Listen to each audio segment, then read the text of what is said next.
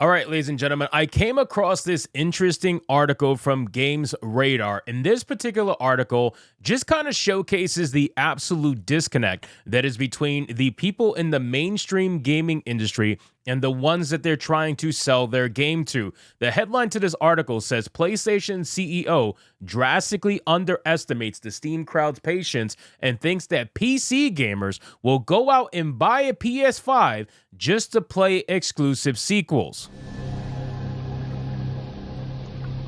Are you retarded?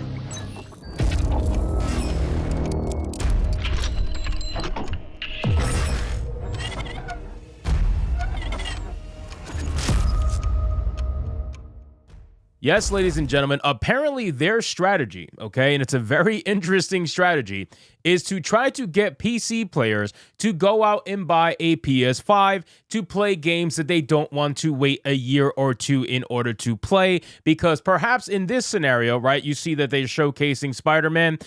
People like over at PlayStation have in their mind that, hey, if we release Spider-Man 1 on PC, then that's immediately going to make PC players want to go buy a PS5 just to play Spider-Man 2 a couple of years sooner before they eventually release it on PC. It's the most stupid ideology that I honestly have seen come out from a mainstream gaming industry in quite a bit, so let's get into it. But of course, before we do, if you are new here, just consider hitting that subscribe button. I would greatly appreciate it, and like the video to push us out into that YouTube algorithm. So the sub-headline reads, Herman Hulst wants you to play Spider-Man 1 on PC and then go buy a PS5 for Spider-Man 2. Yes, because clearly playing Spider-Man 1, for all intents and purposes, on the superior platform, you now want to go play Spider-Man 2 on the inferior platform. It just doesn't make sense. If you're able to be a PC gamer, why would you go be a console player? It just doesn't make any fucking sense. But again,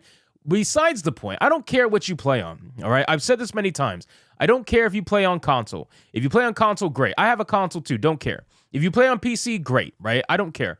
Whatever you're able to afford to play on, that's what you should play on, because all gamers deserve a place to play a game, all right? But my issue is that you are trying to force people to essentially cross-platform and force them into the PS5 network in order to get them to garner more sales in that aspect, and you're using the PC platform to do it. It's not like you're actually trying to grow your network on the PC platform. You're trying to get them back into your network. You're trying to turn PC players into console players, and that's inherently never going to be a thing. Most of them are going to prefer to play on PC if they are given the option to. And don't get me wrong, if you take away that option and say, you know what, Spider-Man 2 is going to be exclusive to PS5 only, we're not going to release it on PC. You think PC players are going to go run to the PS5 to go play this game? That's not going to happen. It says most PlayStation exclusives won't be released on PC on launch day because the publisher thinks PC gamers will go buy a PS5 for upcoming exclusive sequels after playing the originals on their PCs, which might be underestimating that crowd's patience just a tad. And yes, you don't want to fuck with PC players, okay? I mean, we've shown time and time again that when you mess with PC players, yeah, that's not going to be a thing. You even have some console players openly attacking PC players for not bending over very easily like they do, and that's just not going to be a thing. Shout out to all the console players that actually stick by PC players and have the same kind of, mindset. We appreciate you guys. PlayStation has been bringing several of its biggest exclusives to PC years after their initial release, with the likes of Horizon Zero Dawn, Marvel Spider-Man, and God of War, and much, much more making the transition. PlayStation has now officially explained what we all expected. This strategy is a bid to court PC gamers over to the PS5, using exclusive sequels like God of War Ragnarok and Marvel Spider-Man 2 as bait. Well, I mean, God of War Ragnarok's about to release on PC, and granted, it's going to be heavily affected on PC because they're requiring the PSN linking. If you guys are unaware and missed that video that I made, God of War Ragnarok is requiring PSN linking to play the single-player game. That's got a lot of people upset, considering they did not do that with Ghost of Tsushima, and they're purposely doing it with Ragnarok in order to bait people over to the PlayStation Network and get your data. It says, indeed, we are bringing our titles to the PC platform, and we have a dual approach here. PlayStation's newly appointed co-CEO Herman Hulst explained at Sony's business segment meeting in 2024. Hulst added that live service games, such as Helldivers 2, will both come to PC and PS5 at launch, but the company's tentpole titles, the cinematic single-player action adventures, which, by the way, That's what people want. Like, people are actively asking for content like that, and we constantly get live service bullshit instead. Many people want the single player experiences to come back, and unfortunately, these companies just refuse to do so unless there's a caveat like this. It says, but the company's tentpole titles, the cinematic single-player action adventure that dominated the PS4's exclusive output, will see staggered releases on PC. We're finding new audiences that are potentially going to be very interested in playing sequels on the PlayStation platform, he continued. We have high hopes that we're actually going to bring new players into PlayStation at large, but into PlayStation platforms specifically.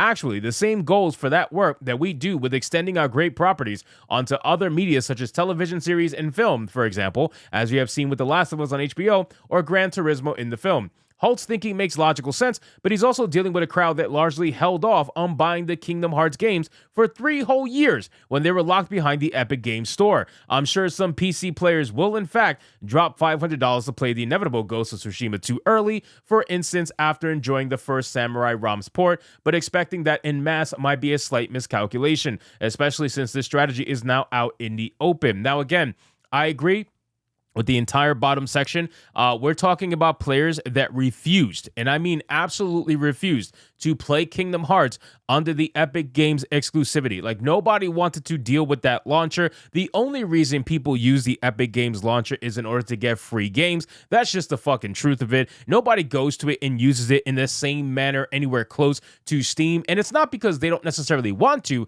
it's because you just can't. Like, that's the thing. Epic Games launcher is nowhere near the service that Steam is. It's just nowhere near. I'm sorry. It's fucking garbage compared to Steam. So even if you wanted to give Epic Games the chance and say, you know what, I'll use your launcher over Steam as the dominant launcher, you can't even do it because you don't even have the same abilities with both launchers. Not even close. We're talking light years difference between the two. It would take a massive overhaul for Epic Games to come anywhere close to what Steam is, and Steam just better, like, honestly, Steam just had a much longer run in terms of being a launcher, so they had a lot of time to flesh out their own personal launcher and make it into what it is today, because it damn sure didn't start out that way. I mean, I've had Steam for 20 years, so trust me, I understand and fully know and have seen the transition from what it was to what it is now. But with that being said, this staggered release thing with PC and PS5, this is only going to make a very small percentage of people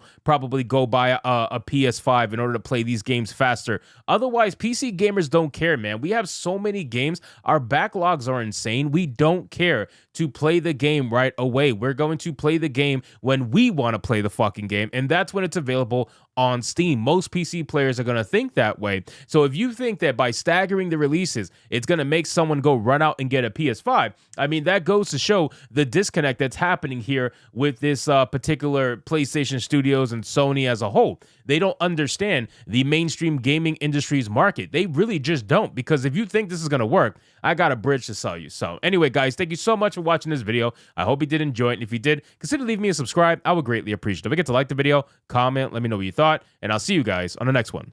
Hypnotic out.